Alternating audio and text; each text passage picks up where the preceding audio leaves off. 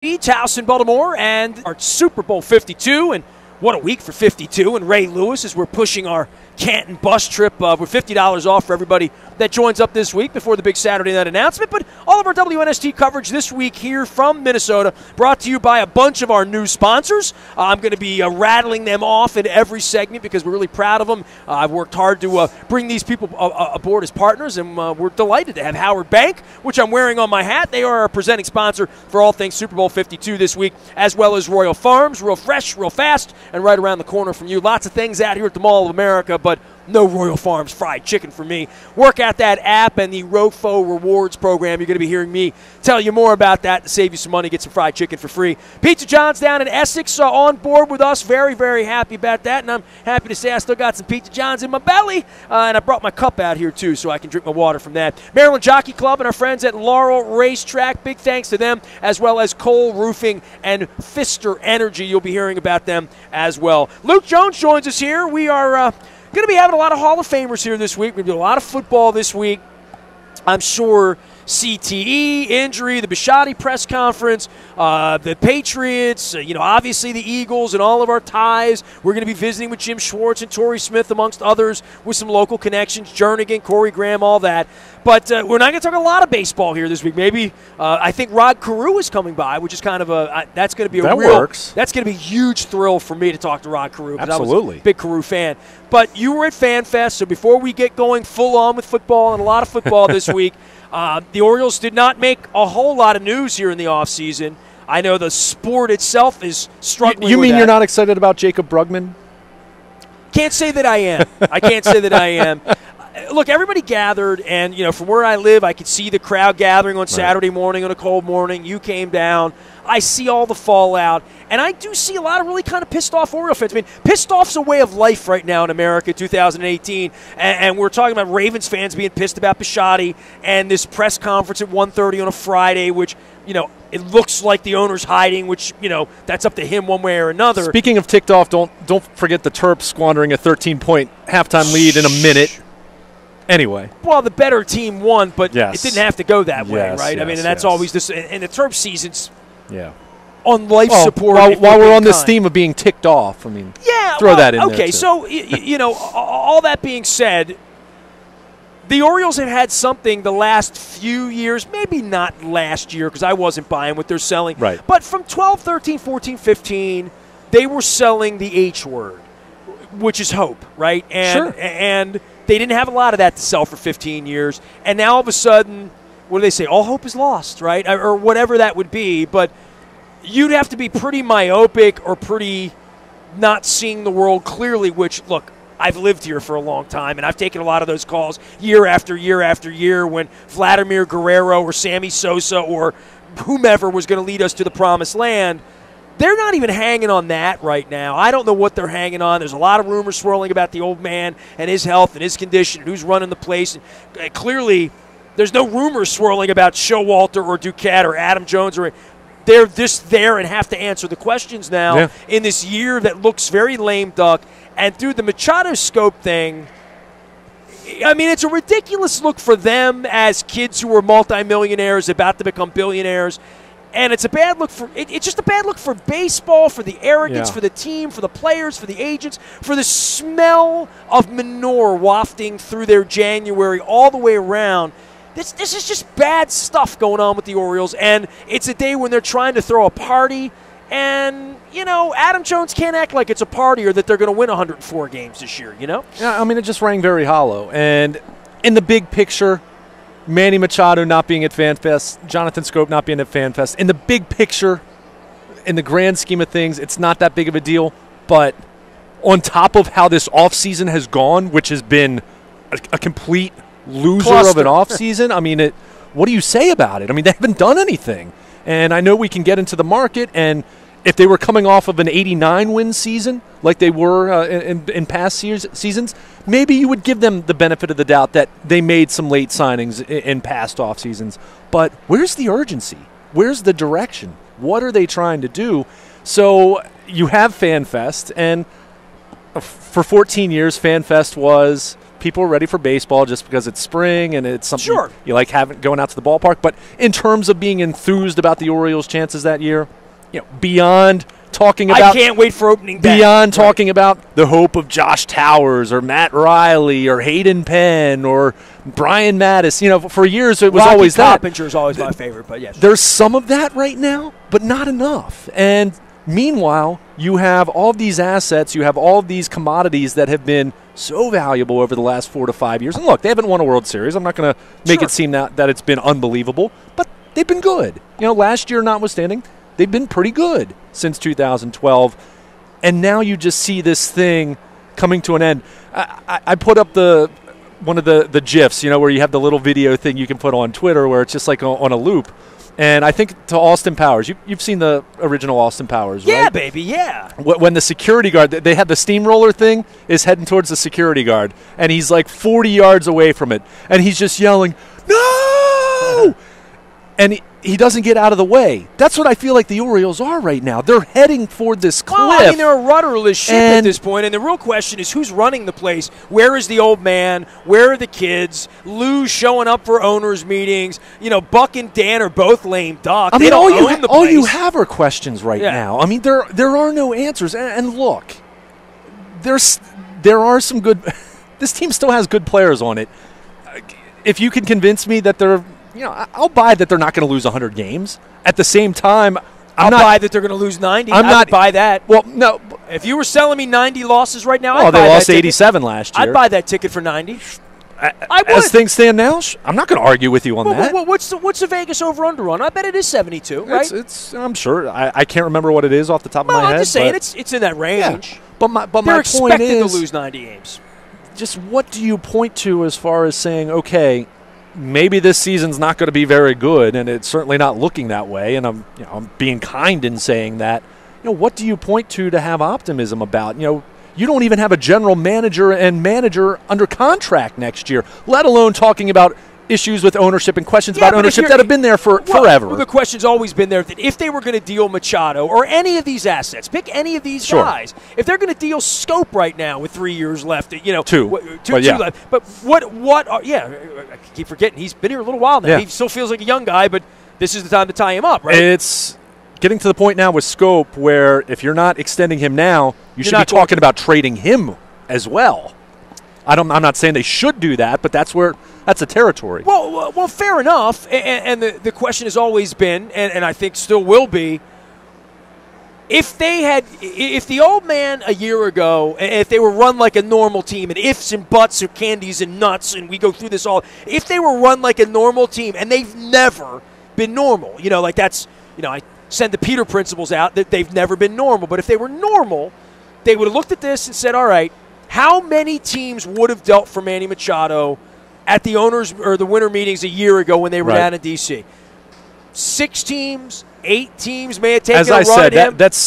That is such a moving target because he's the kind of player, when you're talking that young, 2 years of control, relatively cheap, 2 years of arbitration. But at that point, you're talking about an esoteric trade of a generational player that you had 5 teams willing to come forward and say, here are our prospects. Let's say it's the Dodgers, the Indians, the Yankees. We don't deal inside division because we're afraid of the Yankees because they might come back and look smarter than we look. And it's 5 teams. Who makes the decision on whether we want the left-hander from High A from that organization or the right-hander from the Phillies organization or this hot young outfielder from the Mariners organization named Adam Jones or Chris Tillman? I don't know what else was dangled for Bedard or George Sherrill or any of the other bag of donuts that they gave away. There were some other deals that have been were even out there publicly as far as possibilities. I can't remember. Yeah, you hear about these things later on. Sure. I mean, Mike Flanagan would always tell me I had Scott Rowland done,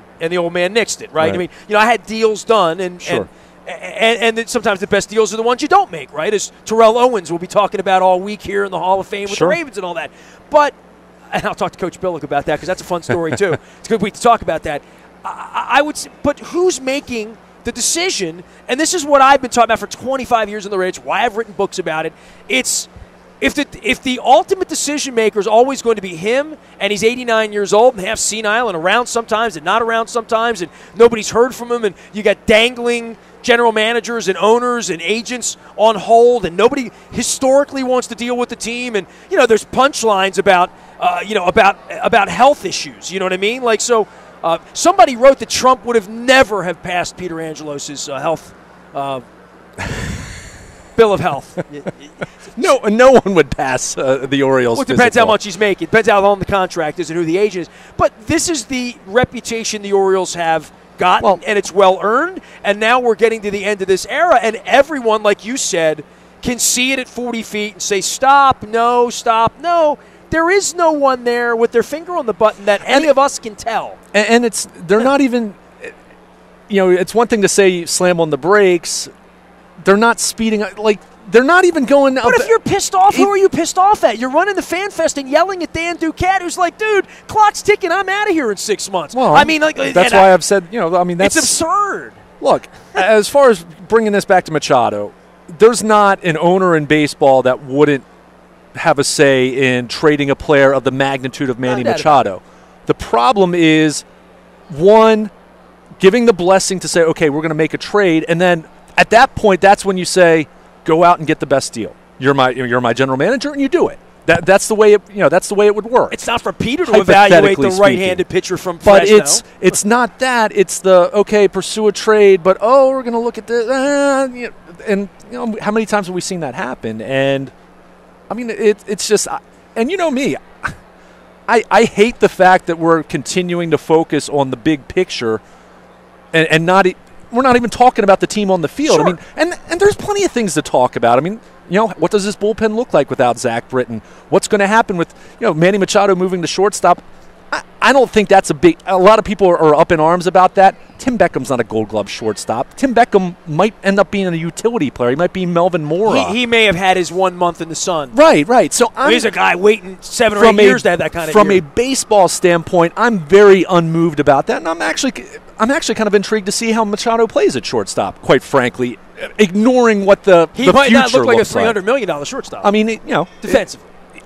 I'll put it this way. I don't think he's a top 3 defensive shortstop. He's a top 3 defensive third baseman in any way you slice it. Talk about Arenado or whoever. Isn't that funny? You would say that a guy who would be confused. It's a different position. Would be confused with the greatest third baseman of all time. Yeah, it might be just a really good shortstop. He might just be a solid, slightly above average shortstop. We don't know. It's a completely different position. But my point is, there are lots of. And you and I have had these discussions over the last 6 years. We've talked a lot about on the field, and we've talked less about off the field because they have won. It doesn't mean that they haven't had issues. They haven't been dysfunctional behind the scenes. Winning deodorizes no question everything. No question. And it's the best and the worst thing that ever happened. We spent an hour talking about the Ravens issues, and we went all the way back to moving training camp out of Westminster. No one cared in 2012 because they won the Super Bowl. So. But my point is, you can't even talk about that because what have they done to impact what's even going to happen on the field? Sure. And they haven't done anything. I mean, when your best moves are a Rule 5, as much as we've poked fun at the Rule 5 draft, I have no issue with them taking a Rule 5 player every year. But that shouldn't be your keynote acquisition. Nobody cares, really, that they had a stinking, smelling turd convention over the weekend and are about to have a stinking, smelling turd of a season because no one's out in front with any sort of strategy that says we're going to stink, but like these other organizations have had to really come out and deodorize the stench, put up some air freshener before it stinks, literally. And that's where Bisciotti is with Friday too, which is we've never put up, the 4-12, but this would be a really bad time for that to happen for the Ravens. And for the Orioles, there's never been a good time for them to lose because even when they started winning, they thought they were going to rally the city in a way that it never really rallied. They never really got a huge jump from making the ALCS. They didn't find full stadium the next year and season ticket books up and corporate suites being sold and advertised. But how much of that is happening around baseball, though? It happened in Kansas City. I'm just saying. Fair enough. It went another week in Kansas City. They won the World Series, and Kansas City went enraptured in the way Baltimore did. Now I'm curious to see how quickly that goes away. I don't know if Baltimore could get enraptured about the the baseball team because of the way the guys own the team for 20 years. Enough. There's too many people like me with skid marks down our back. I mean, literally, you know, where you really feel good about it. I don't feel like it's any sort of comeuppance, but I'm in a sports business. I'm in a sports media business. You are too. Doesn't do us any good for them to be 3-9 on their way to 71 and 99. I mean, I don't. I much prefer talking about winning baseball and winning football, especially when it happens when every it's night. not that way. I mean, it's yeah. So I mean, it's these are dark times in Baltimore. I mean, the overall feel at FanFest. First of all, and I will say this. There were more people there than I expected, actually. Now, was it what it was last year or the year before? I don't know. In all honesty, we're in a room doing interviews, 10 minutes, boom, boom, boom, boom, boom, with very few breaks. So I did not have much of a chance to go out and estimate the crowd. But there were more people there than I thought. But the overall temperature was about what you'd expect. Well, it's no different than the football team where you're like, well, if your offense is going to stink, I'm not going to come watch it. If your team's going to stink, I'm not going to come watch it. If you're going to have an off season and you're going to watch the thing unfold and rot and knowing you're going to stink, if the fans care more than the owner, and that has been the case from the beginning of time, literally from the moment the guy bought the team, I have always wanted them to win more than he's wanted them to win because I've been critical of the things they were doing to not win, as has everyone. And I don't know that, you know, he wasn't a sports. I mean, that's the thing I keep writing about. Like, he's a law guy, and now he's apparently in an aged position where, like, he doesn't wake up every day. His life will not be complete with an Orioles parade. I don't think that is his primary focus and where he is at this point in his life. And I don't know that Steve is in that place. I mean, I think Steve strives for that, but Steve's done it. Peter never did it. And to some degree, every Oriole fan pines away for this moment where they're going to win. Yeah, I don't think it's all that important to the owner or the kids, quite frankly, at this point, that they win the World Series, that it's their life fulfillment. They have to do that the way the guy in Detroit felt that way about it, the way Art felt about it. I mean, for Art, it completed his life. It really did. Yeah, you know? And I hear you, and I'll say this, and I'll go back to, you know, because we often equate it to money. Even from a payroll standpoint, I mean, they were up north of $150 million last year. With some of the contracts that came off the books, from a financial standpoint, they should have some flexibility here to make some moves. Now, you can certainly question whether that's the wise thing to do. As I've said to you, my map from the beginning of the offseason was, if you are going to do this one more last ride, you go out and sign Alex Cobb and Lance Lynn. I'm not even talking. There's no more one. Your one more last ride only exists because you're not signing Scope and Machado. So you have the guys. So they are the core. So sign them. Let Jones either go out the door or let him go to free agent next year and try to be – so sign pitchers. You know what I mean? Like, they should have been in on Scherzer. They should have been on – they should be in on a $200 million pitcher, or they have to grow one, and they haven't grown one. You have to develop them. $200 million pitchers are bad investments. Fair enough. In the long – well, then you're not going to win. If you're not No, I disagree with that. Not this year. Okay, this year. Well, okay. I don't think they're winning with a $200 million pitcher this year. Fair enough. You know, Max Scherzer shows up in Baltimore. I don't think the Orioles are a playoff team. But the start to them winning again means Scope and Machado have to be here. My issue. If they're not going to be here in 2020 and 21, who is? Someone as good as Scope and Machado? They haven't grown guys, you know, they like grew that. Those. Jonathan Scope, But they haven't grown guys like that, like other organizations. The Red Sox just bring up the next Benintendi. All right, but turns out to be okay. You have to give them credit. Okay, Machado is a number 3 pick in the draft. But fine. just to think that 3 years from now you're going to have a second baseman and a shortstop, or any two position players that are going to be of that ilk coming through your system. Okay. Oh, Jonathan Scope's a really good player. Jonathan Scope's not a special player. Okay. I mean, Trey Mancini put up way better numbers as a rookie than Jonathan Scope did his first couple years. And I'm not saying Mancini's special either, by the way. I'm just saying. Okay. I honestly think from a positional player, if you look at the system right now, from a positional player talent level, they've actually gotten better, and they actually do have some pieces in there. Look, I'm not saying Cedric Mullins is going to be a Gold Glove All-Star center fielder. I'm not saying Austin Hayes is going to be an MVP candidate, but these are some players that other teams and even Baseball America and some of these publications actually like. I think the cupboard is not bare from a positional standpoint, but we go back to the pitching thing. I mean, and we sound like it's a broken record, and we could have, even when they were winning, even in 2012 and 2013 and 2014, we were still asking these questions. I guess the biggest thing that's frustrating for me, and look, to me, the ship is. I wrote this early in the offseason from the time that it first, at the winter meetings when Manny Machado, the trade rumors came out there and they acknowledged that they were listening and all that. They're drawing dead.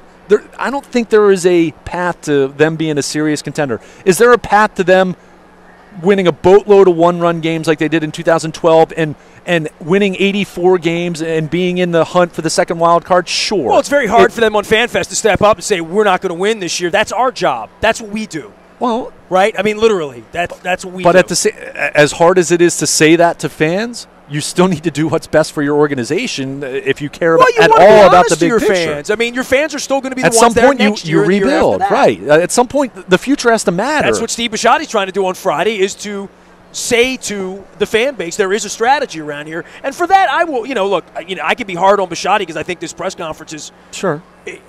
It's just a poor look. I mean, you got a lot of angry fans. I'm not one of them, but I would say that the one thing we look for in this Bisciotti press conference is, what is the direction, Steve? What's on your mind? We don't get to do that with the baseball team, and we haven't done that for 25 years. So, and we're not. Well, we don't get with the owner, sure.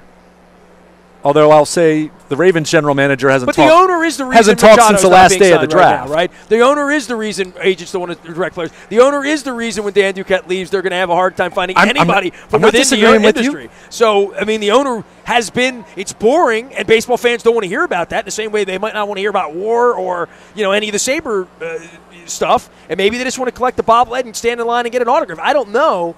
But if you're going to talk about this organization and why it's going to stink this year, you better start about how effed up the owner is and how effed up the owner's always been, because that really is the story again.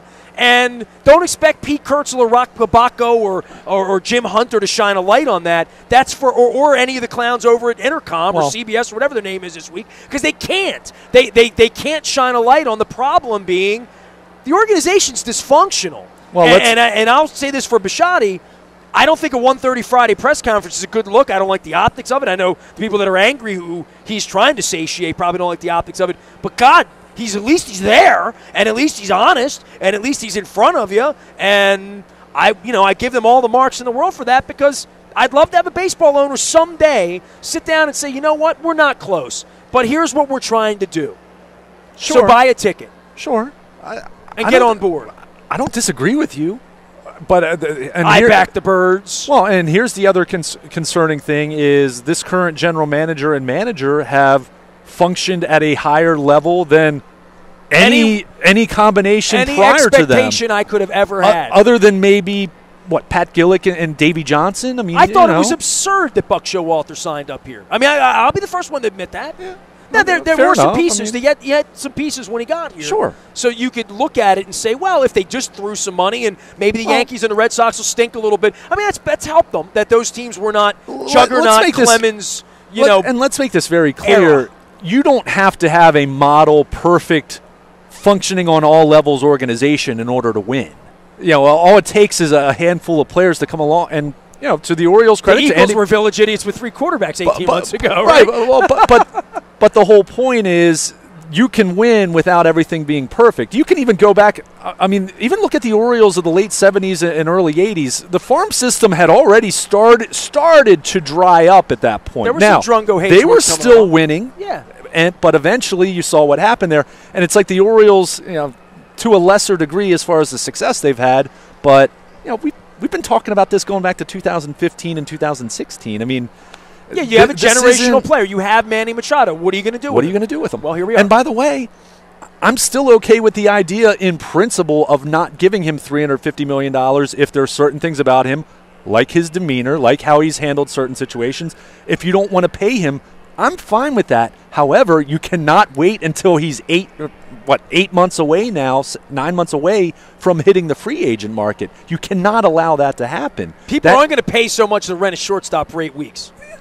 I mean, I still think a potential deal could be out there, but at some point it's feeling more and more like you're trying to hit the lottery. And at some point you're going to have to make a decision, or you're going to run the risk of not getting anything of consequence for him. All right, I'm going to run down the roll call of everyone that sent us out here to Minneapolis. This is our 25th year at Super Bowl Radio Row. We're here at the Mall of America. We're going to be here all week. I mean, I could go through the list of all the guests that we're going to have this week, but it's going to be and we always have surprises, right? I mean, there's always people that just pop in, but we're really excited about being here. Howard Bank is our presenting sponsor, hence the hat, signing on a relentless commitment to be the best at everything they do. That's the way they do it at Howard Bank. You'll be hearing more about that. Royal Farms, gas up over there. Get yourself some fried chicken, some coffee, real fresh, real fast. Our friends at Pizza John's in Essex signing on with us for the first time, so give them some love. I would go with the green peppers, but my wife goes for the onions, so we split that, and they do a nice job of that there as well. Maryland Jockey Club in Laurel, they're racing down there this weekend. We'll be telling you more about that, getting into the winter racing season, hopefully for spring in the meet over at Pimlico. Planet Fitness, Full Circle, Tire and Auto up in Harford County. Go see our friend Dave up there in Abingdon, 410-676-2277. And, of course, our friends at Compass Point Golf Course in Pasadena. Bob Kennedy will be here a little later on in the week. We'll talk some college basketball with him. King Discount Liquor's always with us. I had lunch at Box Hill Pizzeria up in Abingdon the other day with my wife. We got together with her work staff and had some big crab cakes. I took home some dressing, so that was nice. Fremont Mortgage, Carl Delmont, and the Harrisburg Heat lost to the Blast the other night. They're at Fremont Mortgage at Fremont.com if you're buying or selling a house. Don't make a 30-year mistake by choosing the wrong lender. Choose Fremont Mortgage. D&L Window Tinting is here with us, of course. Jason here now 27 years, just like WNST and our radio program as well. It's